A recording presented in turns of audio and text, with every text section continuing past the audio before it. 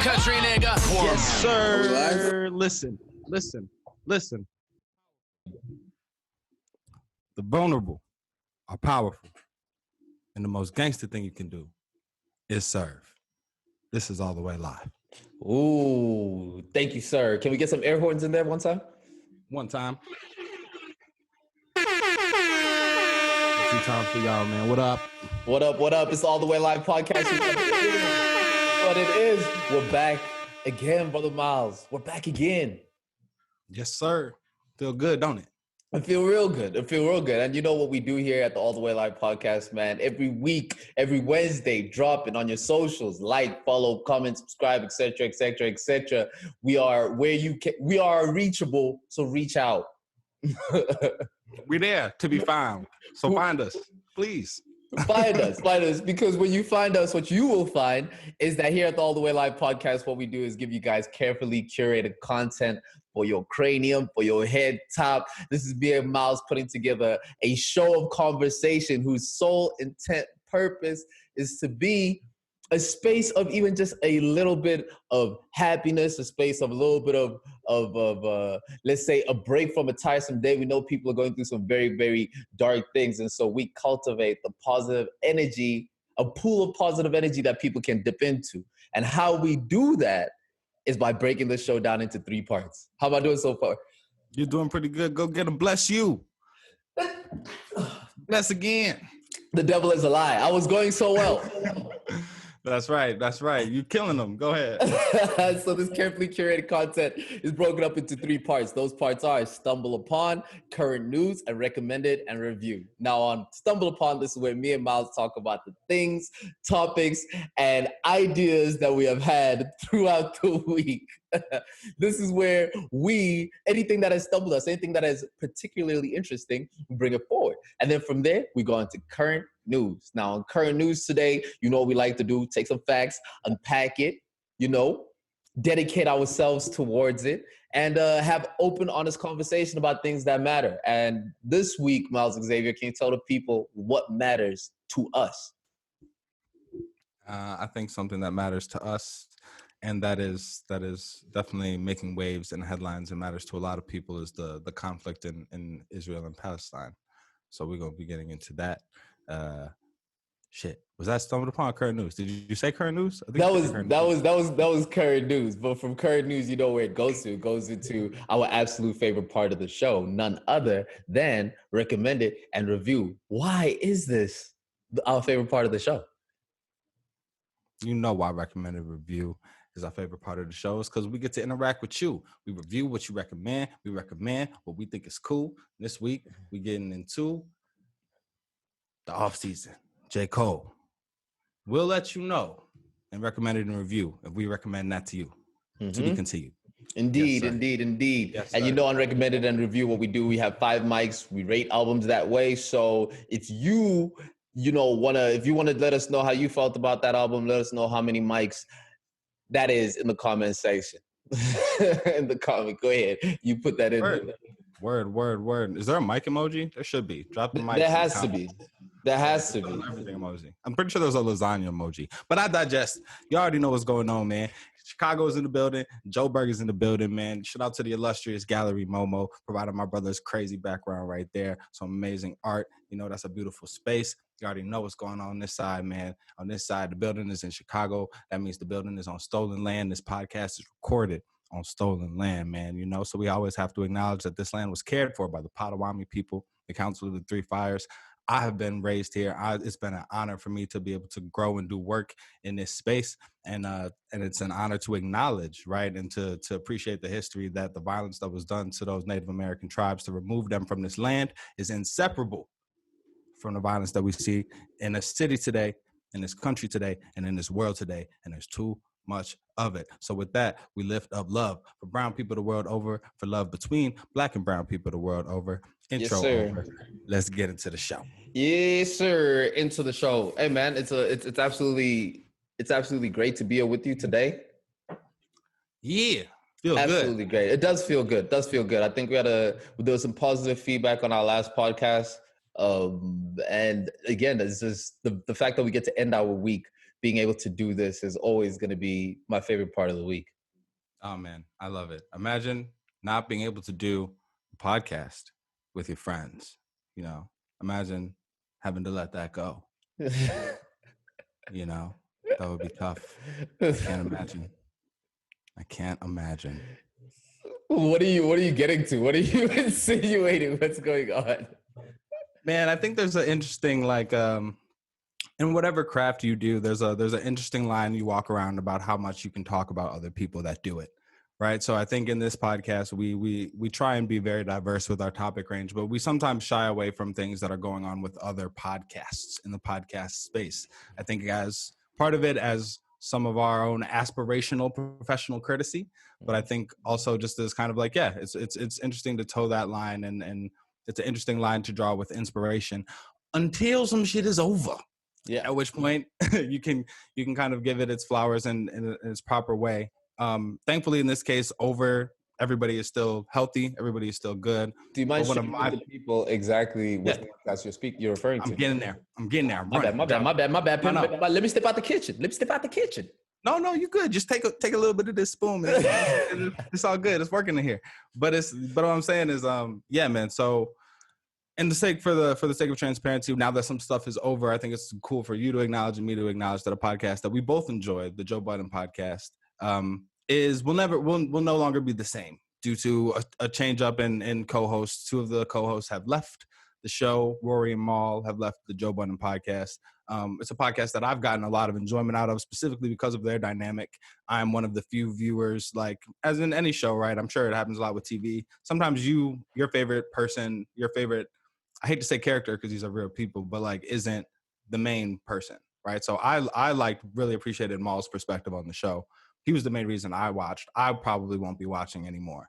So whether it continues or not, but their dynamic I think was really crucial to the success of the podcast. And I think their kind of breaking up leads us into kind of my stumbled upon topic for the day. But before that, I just kind of want to make space for anything you might have to say about the podcast or what it's meant or how you kind of see it going forward. I think it's a very interesting case to watch unfold in front of us, because we're constantly told about the perils of how money can separate friendships and money can separate family. And I think we're watching that play out in front of us. Whether it's never always a consequence directly that might be where money is the obvious underlying factor of it, but it is probably within the vicinity, and to a greater extent, determines how people will be able to respond. So in this particular case, as we said, it's a good show. Enjoyed it. I think I'll still keep going because it's entertainment value at this point. But I'd love to see Maul and Rory start their own thing. I think I don't know if the dynamic is there, but watching their response video, there was chemistry in there that I think they could be able to play around with quite well. Yeah. So I wish everybody involved like the best going forward. But I think it's an interesting case study of something that, at least in my case, right, that something that you really like. To me, like, I don't know, maybe TV isn't as good, but like I don't have a favorite TV show right now. Maybe Snowfall, right? But the Joe Budden podcast was my favorite, like week in, week out. Like that was something that I would watch week to week as it dropped, right?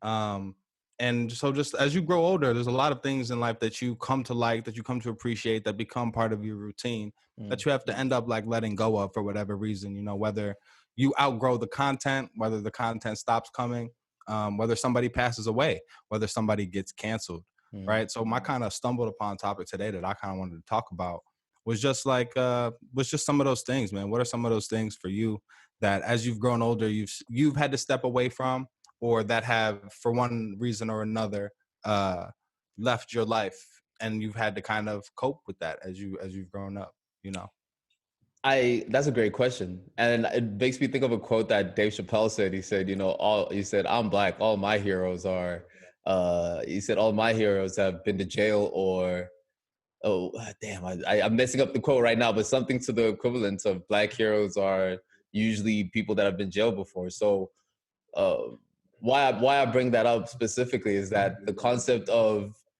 the concept of fandom and separating fandom from a person's characteristic is something that as Black people we've had to do for a long time. It could be predicated on the fact that um, we've been subjected to injustices that have at a time made us not in control of the narratives and the things that they say about us, and things like smear campaigns and things of that nature were prevalent.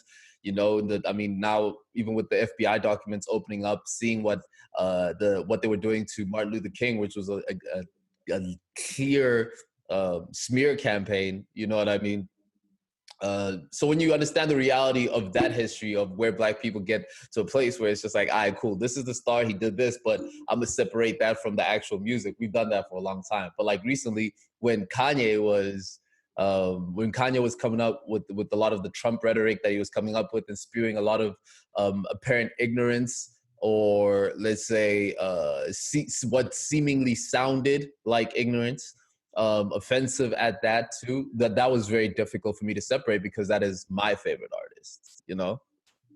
Yeah, it's tough. There's varying degrees to which whatever issue is kind of at conflict affects you versus how much the artist has personally contributed to your growth and your ability to kind of ignore that. I think people are trying, you know, in this day and age when we have so much access to information about everybody, right? Like we know everything about, you know, our favorite celebrities.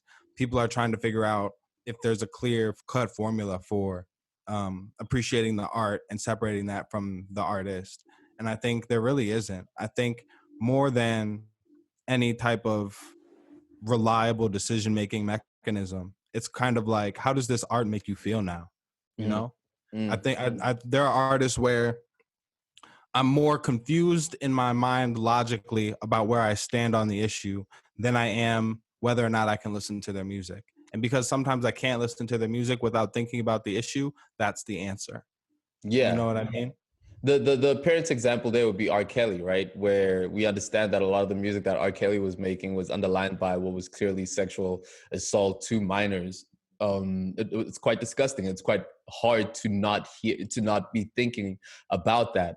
Um, there was somebody else that I just this is the point that I was going to make. What is sad is that it seems that abusers tend to be the people that get away from it the easiest, right? Where and the abusers that I'm speaking about is like men that beat women. Men that beat women tend to get a pass for these types of things. We've heard of many celebrities that have been accused of beating women, where we have seen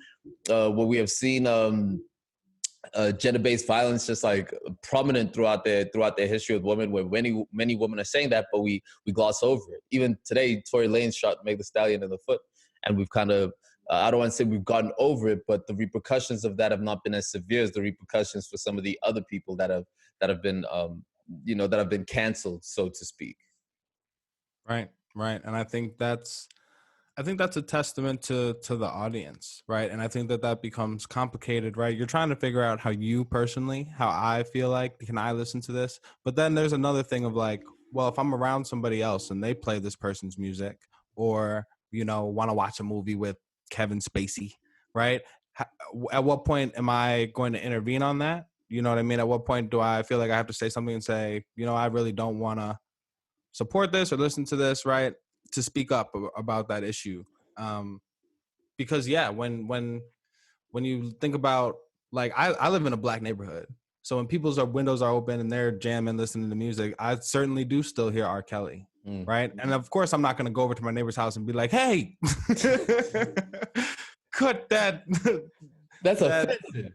such and such off," right? But like, there's a that transfers very quickly into a family party, right? In the non-context of COVID, I could very easily, that could be my cousin's house, right? And you know, my second aunt twice removed is on the music and is playing R. Kelly, right? It's like, am I gonna intervene on it? Am I gonna intervene on it then, right? And I think you can't control how anybody else's account, how much anybody else holds anybody else accountable, right? So it's tough. It's tough to let things go, especially when they're in cancel culture, because you feel like, how much does my watching this contribute to this?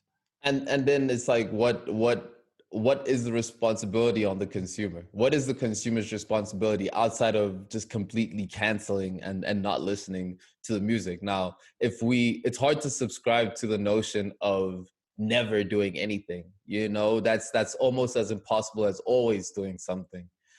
So what the reality then is I guess when it comes to your personal dollar and where your monetary where you're contributing in a monetary manner, you ignore that. But that's dependent. But I don't shame people for, because some people are able to to be able to separate the art from the artist quite well. I mean, I'm sure there's many artists that we make exceptions for who, if we looked at their past and their history, have had clear indications of abuse and even murder at times, and we're cool with it and we digest that. So it's Yeah. it's up to it's I don't shame nobody for how they go about handling that. Yeah, I agree. And I think a big part of just what ties all these conversations together, right? Whether you have to let go of something because it implodes by itself, whether an artist passes away, rest in peace Prince, rest in peace DMX, rest in peace Pop Smoke, rest in peace, all these artists that have given us so much, Tupac, Biggie, right? Like, imagine having to let them go in that moment, right? And what that feels like versus whether somebody gets canceled. I think it's about how much can you, when you think about that artist or when you hear that person or see that person's body of work, can you focus on what the positives were that come out of that, right? Like, can you remember things that you heard on the Joe Budden podcast or times that it made you feel good, and still, that be the sentiment that you take away from it rather than this ugly breakup, right? When you look at an artist like DMX that passes away, there's a lot of controversy surrounding this person. This person obviously struggled and laid that struggle bare, but how did he make you feel, right? Does what he contributed in terms of his vulnerability, in which there is power, Mm. right? How much did that lift you up versus how much did you care about any of the other stuff? And when somebody gets canceled, it's the same thing. It's what did they do? How much does that hurt you when you think of that person? How much accountability do you feel to yourself, and how much does it, and examine those issues, right? But at the end of the day, we're always just trying to take as much good as we can from everything, and I don't think you don't have to shame anybody for that. To your Yeah, point. yeah. If I'm putting a ribbon on it, my question, Miles, then my question is a simple one. Is in today's society, how much space do we allocate for forgiveness? When is forgiveness warranted? How much capacity for forgiveness should we have as a society, and believe in people getting second chances and people becoming reformed and people being able to grow and to be better people? How and in a society where we're also geared to attack, and we're also very quick to cancel and to cheer on the demise, and in the same retrospect be able to point out a lot of to be able to point out a lot of injustices that are done to women and marginalized people. We have that same capacity in that realm, and understanding those two things. How much space do we make for forgiveness as a society, as a global society at that? Yeah. So I think on the personal level, on the individual level, we take all of our own experiences and extend our empathy as far as we possibly can to understand whenever somebody else says something happened to them, regardless of what that is and regardless of who did it, right? We extend our empathy as far as we can. Um, I would say should be our goal, right? And then at the extent of that empathy, that has to carry over to whoever is accused of having done the crime as well, which leads us to the broader question of, because in the individual, we can't really do much, right? We decide within ourselves how we feel about the situation, having empathy for whoever the victim might be, trying to extend that empathy to whoever the perpetrator or the person accused might be. But we have a bigger decision to make at a community level, and as countries and as governments, right? What our laws say. And the idea at the root of that question is, what do we do with the people we're most scared of? Mm. Right? And what do we do with the people that we understand the least? Right? Do we lock them up and out of sight, out of mind? Or do we truly commit to trying to create a system that rehabilitates in a real way, nothing like what the current criminal justice system does in America? Mm-hmm. But that's the question, is what do we do with the people that we're most scared of, right? Because bringing it back to the idea of celebrity and forgiveness and cancel culture, when somebody who has amassed great power and great influence via Hollywood, who has thousands of followers and fans, commits some type of crime or victimizes someone else, there's a real interesting flip of being scared of this person because this person wields so much power and influence. They have so much access to people. We have been kind of socialized to bend at the whims of those in positions of power, right? And so there's a real fear of what do we do with this person who has abused that power? And I think we have to think seriously about how we want to handle that on the community level, while on the individual level, applying as much empathy to all parties involved. You know, this conversation that we have on power, and on power discrepancies, it leads very well into our current news topic, man. So if you don't mind hitting the waves for us one time, and we can get into talking about Israel and Palestine. Yes, sir. Yes, sir. Current news. Can we predicate this with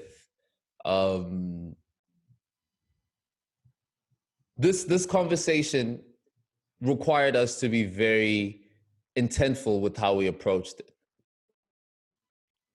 Indeed. In a moment of transparency, we had to have the conversation of, is this conversation worth having because of the realities of what the implications of being misinformed about this, or the implications of where you speak about this or how you speak about it. There's an evident stigma that is associated with this conversation. One that we wanted to take into account and double check and double down on being responsible. Thank you. Yes, sir. So with that, I will actually start with a bit of reading. Yo, nigga, your brother told us how you be all into reading and shit. Hey, that's some real good shit, my nigga, for real. Congratulations, nigga. And congratulations. So I love that. I love it too. At the core of this issue, right, between Israel and Palestine is Jerusalem. So I'm reading a bit from Bloomberg here. Jerusalem is at the heart of the decades-old conflict because it is home to one of the most sacred shrines venerated by Muslims, Jews, and Christians. Right, the Haram al-Sharif, or the Noble Sanctuary, is the Islam's third holiest site, where Muslims believe the Prophet Muhammad ascended to heaven 1,400 years ago. Known to Jews as the Temple Mount, it housed the biblical Jewish temple and is Judaism's holiest place. Israel claims the entire city as its capital, while Palestinians claim its eastern sector as the capital of their longed-for state, in a dispute that's tormented decades of peace negotiations. Right? So there's dispute over this territory, over East Jerusalem. And in acknowledging and speaking on the violence that we've seen happen over the past week, I think it's important to acknowledge that you can start this conversation as far back as you'd like, right? I think for the sake of time and for the sake of clarity, it's important to acknowledge that recent catalysts include evictions in Sheikh Jarrah, which is a part of East Jerusalem, where Palestinian residents who were actually given housing after the 1948 when Jordan was in power and collaborated with the UN to give Palestinian refugees housing. Now Israel takes back East Jerusalem in 1967 and now also claims that aspect of East Jerusalem, including Sheikh Jarrah, and is evicting the residents that were given housing by the UN, right? So Palestinian protesters are protesting this. Also, in the mix of catalysts for this current violence, right, is Ramadan, which started, I believe, 10 days ago at the time we're recording this, right? So and that's a holy celebration in Islam of sacrifice and prayer. And so that's going on at the same time. So there are prayers, there are gatherings of Muslims that are attempting to pray, and the protests and the responses by Israeli forces are overlapping with these prayers and these celebrations of Ramadan, right? Most notably on Eid, the most holy day of Ramadan, a mosque in East Jerusalem, the Al-Aqsa Mosque, which is kind of central to this third holiest site in Islam and holiest site in Judaism, while folks are in there praying for Ramadan, celebrating Eid, Israeli forces in combating protesters enter the mosque, essentially raid the mosque, where both people who are and are not protesting are injured. This catalyzes a more military response from Hamas, the Palestinian military group based in Gaza, who starts firing missiles toward Tel Aviv in Israel. Now, Israel has. Do you want to jump in? You want to? I'm rolling. No, you're rolling, and I'm appreciating the thorough breakdown of the history of it. I'll getting at the end. You're So yeah, there's not too much more to tell. That kind of started kind of more military assaults between the two groups. Israel has a defense system called the Iron Dome, which is pretty effective in stopping missiles from being as effective as their counterstrikes against Palestinians in Gaza, which have experienced greater casualties. So that's kind of where we're at right now. At this point, according to the New York Times, there are 145 that have lost their lives in Gaza, and there are 12 dead in Israel as of 12 hours ago. Miles, as we were crafting this conversation together, the question that I asked you is, what should I feel about this? Right? And that was underlined by what I feel to be a question that the reason why I asked what we should feel about it is because there's so many things that are happening in the world right now. There is Russia that's invading Poland. You have the war that's going on in Ethiopia right now. That's 2021. That's present right now. There's a femicide that's happening in South Africa right now as we speak.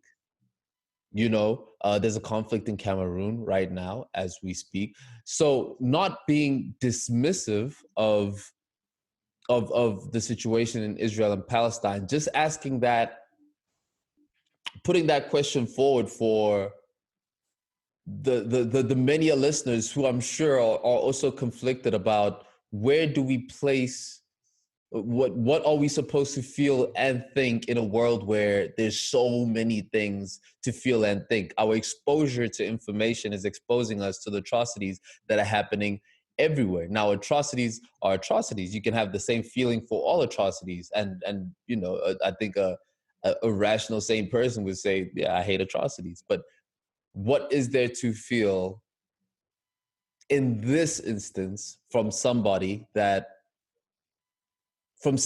is experiencing this information from a distance and has no tether to what's happening there?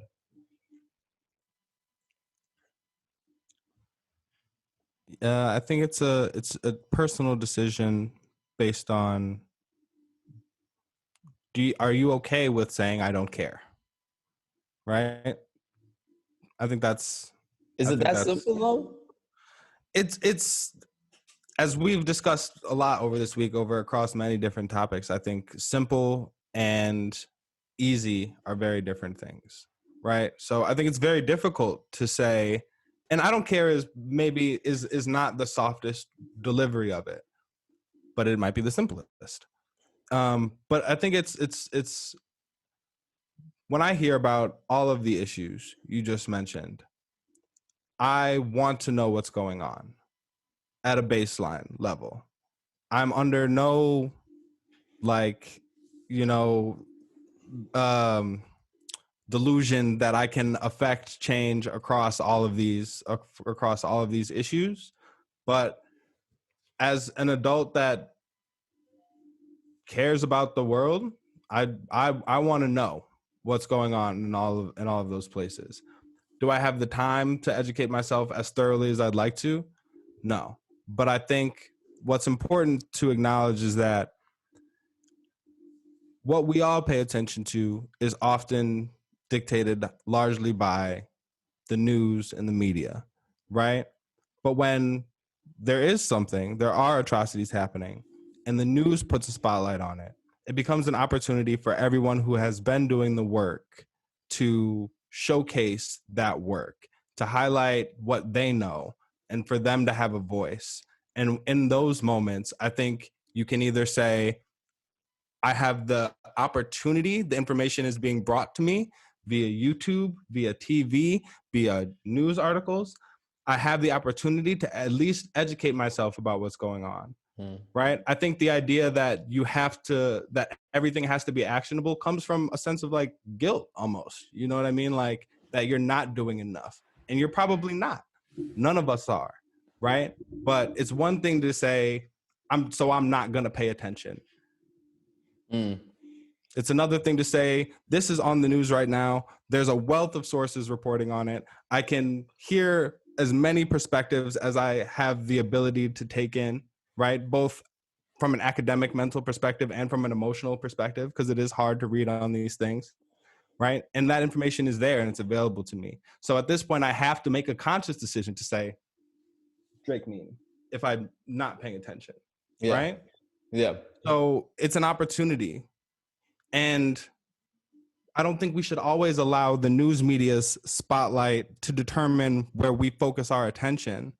But when it does bring you something that, real talk, me personally, I haven't been following as much and I haven't been paying attention to as much, but I do want to understand because I think just in that much care in trying to understand, I'm meeting the call that I'm making on my own behalf as a Black man, when I'm imploring the world to understand Black Lives Matter, when I'm imploring the world to understand and acknowledge this systemic racism that I go through, right? That's what I'm asking for, is other people to just give that fuck, right? Just enough to actually listen, actually educate themselves. So how could I not, when I'm asking for that, for my people, for the acknowledgement of my people as human, for the protection of their civil rights, not to look at all these other issues and go, let me at least lend my ear, if not my assistance, if not my service.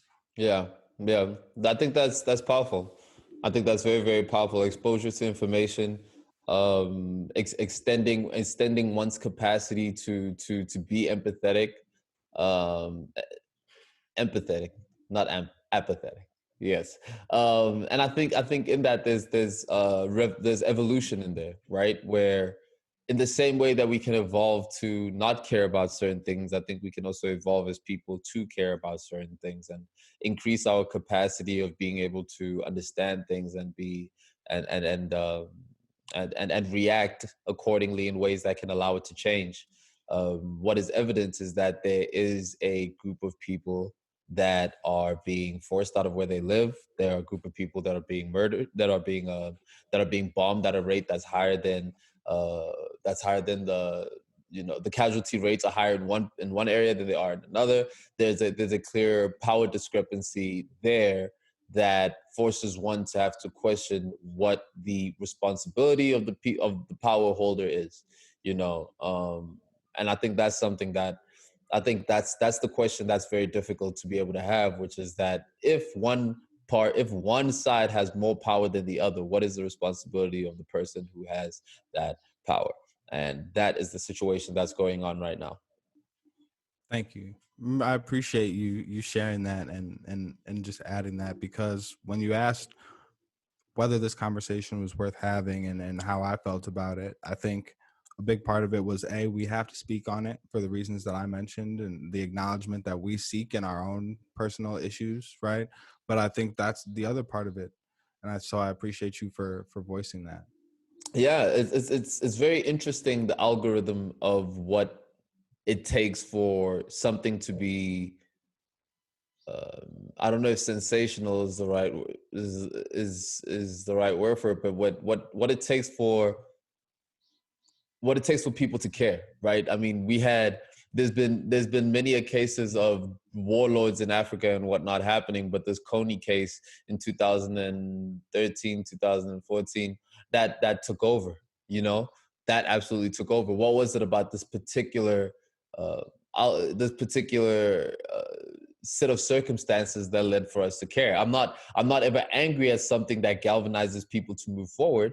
I'm just an interested observer of the algorithm that it takes for that, because at the end of the day, that's what we're doing. What we're trying to do is tell the story of people that have less than us, that are less fortunate than us, bring them solutions that matter, and giving them an opportunity to live a life that they might not have had the chance to do. And in order to do that, you have to tell their story. Big facts. Big facts. And you have to be willing to speak up, right? And you have to be willing to, I think a big part of what we wanted to just give and speaking on this was like, we speak from the heart and our gut on a lot of topics that we care about. And when there's a topic that the world, I feel, should care about, right? That we have the opportunity to care and educate ourselves about, that is important that we give our gut feeling. And when there's the gut feeling there's an imbalance, right? Yeah. There's that an occupied territory has failed in its responsibilities to the people that live in that space, Yeah. right? Like egregiously to the loss of life of hundreds of people, including children. I think that needs to be examined. That's what my gut says. That we Yeah. need to take that seriously. So I appreciate you bringing your gut to the table. Indeed, indeed. Even on that, if we're speaking about atrocities that are close and dear that are occurring, I did mention um, the femicide that's happening in South Africa right now. The gender-based violence rate of the rate is astronomical. It's almost the highest in the world, if not the highest in the world. Women are 4 times more likely to die here in South Africa than they are to die in any other country. That is a terrifying number.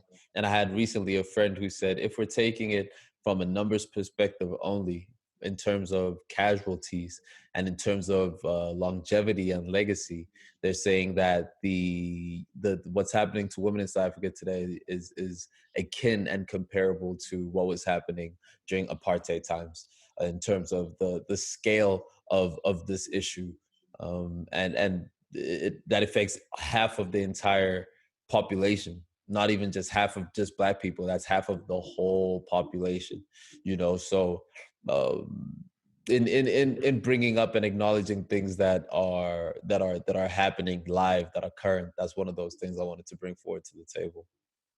Oh, I appreciate that, B. I appreciate that. I sincerely do have to get Lilani a drop. She actually wrote her dissertation on the use of gender-based violence as a weapon of war in the Rwandan genocide. So that might actually be a good person to bring on and have a deeper conversation about that, 100%. as it relates to what's happening in South Africa right now in terms of 100%. femicide. So yeah, man. First and foremost, lifting up love for everybody involved, embroiled, caught up in conflicts in the world over, bro. Yeah. Because a lot of this, what goes unsaid in this, is that these are humans, these are people, these are families, right? It's not just soldiers, it's not just militants, it's not just insurgents, victims, bodies. These are people, these are families, bro. And that there are people that didn't wake up today to play music with their best friend and podcast, or cruise and listen to a podcast on the way to the work or the store or to the gym. They are in the real trenches, right? So like lifting up love for everybody that's going through it for real. And yeah, man, everybody who's just trying to figure out how to feel for real. We feel you too. Yeah. So Yeah. it's different. It's wild different. We different. Built different. Big different. Miles, stop being so controversial and just We're tell live. people about recommended and review. First of all, because now we're jumping in with a whole different energy. It's been a heavy, heavy podcast. There's a lot of dense information we know, so we had to come back and pick the vibes back up for recommended and review. That's important. That's right. Thank you, bro, for letting us know how we about to get into this, man. This is all the way live. This is recommended in review. Today we bringing you the off season, J. Cole. Now, where do you want to start with this? Highlights, lowlights? I mean, we have structure, we have structure over here. So how we usually break it down, split up by highlights, lowlights, does a crack out top five and what our rankings are of it. But like, personally, I'm a big Cole fan. Admittedly, I'm a big Cole fan. We've been listening to Cole for a long time. I started listening to J. Cole in 2009, 2010. The first song, for real. for real. I started listening to Cole. Shout out to Maya. Maya, when we're in Venezuela, Escuela Campo Alegre, ECA, she put me onto. Or whatever that was. Hello, Maya. Hello. Put me on some Cole. No, Maya was real. She put me on the Cole from early back. So I've grown with Cole. In that, I can appreciate times where I'm enjoying something because I'm a fan of it, and I have more bandwidth because my fandom comes with more bandwidth. I know when that is the case, and that's what this album felt for me. I appreciated it immensely because I am such a big fan. I appreciated it because I knew that you would appreciate it. So I didn't have to appreciate it so much because I didn't. I'm playing. It was, you know what, dude? It was good. And I think before we even get into the rest of it, I think there's something to be said for Cole is one of the best rappers of his generation. Therefore, the bar is super high. If some no-name artist put this album out, we would be watching them so closely, right? So this is a great project. There's a lot to like here. It's not bad. It's just not a step up for Cole, and it's not what I wanted. And I didn't go into it with too high of expectations, right? So before we get in too deep though, what were some of the highlight tracks for you? Highlight tracks, Applying Pressure. And if you want to keep it a bean, I'm long overdue my flowers on that Applying Pressure thing, bro. I'm seeing it everywhere now, and I haven't had anybody appreciate me for that, but that's another story for a different time. Right now, my favorite Get your IP, people. Get your IP. You know what I'm saying? Before they steal your AP. I dug Close. Let Go of My Hand I thought was nice and vulnerable. I thought Punching the Clock was a nice technical show, a technical flex. My Life was dope. Amari is dope. There's a lot of this is by in no means a bad album. If you're just gonna go from percentage of enjoyable tracks and you go to what Cole was trying to achieve in just being a lyrical miracle, I am here for that lyrical miracle. So I will take that, especially when it comes from an artist like Cole that I appreciate. So it's hard to pick one highlight for me, is what I'm saying. But definite low light was that 100 mil. There's a lot of auto tune on this album. Lots of auto tune that I could do without. Lots of auto tune. Yeah, I feel that. That. The auto tune was a low light for me too. But as far as highlights, I'll say that it was really dope. To your point of Cole just being that lyrical guy, there are some dope verses on here, right? They're just not always in songs that I like. You know, there's a lot of things that I like about the album. The 95 South, the Cameron, just his presence, the hearing Cole just on some fire intro, braggadocio, you know, rather than the kind of introspective intros that we usually get from him. I thought was dope. That was refreshing to hear. But as I got deeper into the album, I kept finding myself liking things about songs but not loving the whole song. Mm. There are a lot of he plays with structure a lot on this album. So there are a lot of songs that are really just him talking shit into the mic and then rapping one verse and then talking some more shit, right? Or like there'll be some type of drum breakdown and maybe like a bridge, but then it just kind of fades out. And then there are other songs that are, you know, have verses and hooks and choruses.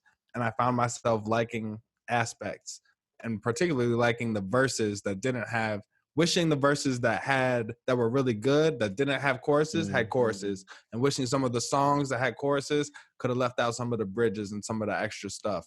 So I think there's a lot here that is good, but the way it came together just didn't work for me. If we have to rank this on the list of Cole's albums, and let's say studio albums, which would be starting from, let's put Friday Night Lights. Let's say starting from Friday Night Lights all the way up to KOD, which was the last. I think my ranking would go Born Sinner, Forest Hills, then Friday Night Lights, For Your Eyes, Friday Night Lights, KOD, For Your Eyes, this, and then Sideline Story. I don't like Silent Story that much. I can tell. I can tell. But a big part of why I didn't personally like Sideline Story that much was because I'd heard a lot of the best tracks on it a long time before the album came out. Blow Up, Climb Back.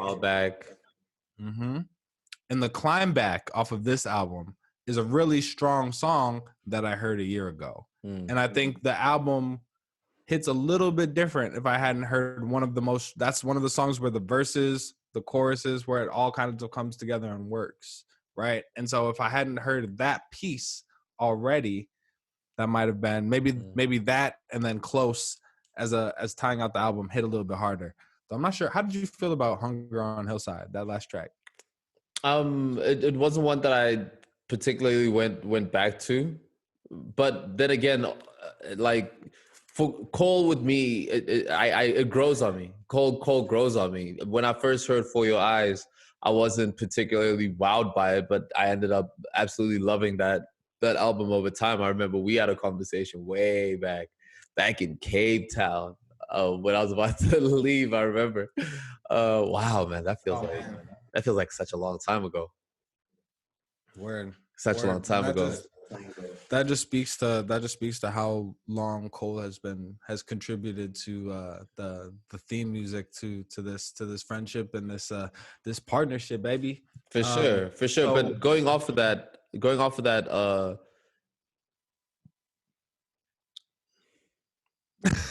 yo. Hold up. I was just gonna really quickly say that I think for me, I'm gonna give it 3 out of 5 mics. This is okay. above average for me. Yeah. But it isn't a 4 or 5. I didn't finish it the first time feeling like I got one to get me through the next couple months. Yeah. But it's cool for Cole. It's cool for Cole. So 3 out of 5 mics for me. And yeah, man, I don't think this breaks into my top 5 albums of the year yet, but we'll see. We'll see. I stand behind you. Even the 3 out of 5.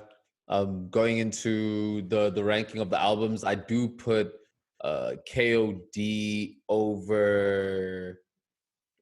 So it's Born Center first. After Born Center, it is Forest Hills, and then Friday Night Lights, and then Friday Night Lights, and then KOD. No, and then For Your Eyes, and then KOD. Gotcha. Yeah, like that. Gotcha. Gotcha. Yeah, you must love folding clothes, brother. I want to fold clothes for you. Because I feel it, dude. I want to fold clothes for that special somebody. And if you need a special somebody, go ahead and comment down below for Miles to be your special somebody. That's right. We are offering exclusively to the All the Way Live podcast commenters and subscribers an opportunity to romance with Miles Xavier himself. One night only. Go ahead, How Miles. did the person more critical of clothes become of coal become the clothes folder? I'm not sure how this happened. But that being said, I want to fold clothes for you. Yo, man, what I think, Miles, is that I think we know. I think we're aware. We know. We know. We know. We know. We know. You know. Everybody knows. There's so many podcasts out there. So if you're hearing this, the beautiful, illustrious chestnut tones and hazelnut tones. Which one am I again? You are chestnut tones. Chestnut tones. And I am hazelnut tones. Thank you for joining us in All the Way Live, man. We know that you have a million choices. We appreciate you rocking with us. This is a celebration of life. This is a celebration of celebrating. This is a celebration of how good it feels to be Black. Don't it feel good this way? My favorite thing. It's his favorite thing. It's the best thing. My Listen, favorite thing. eat something delicious. Hug somebody you love. Like, comment, subscribe. Live in the moment. Take note of your breath. Man, if you got that, you're blessed. Like that, we out. Peace.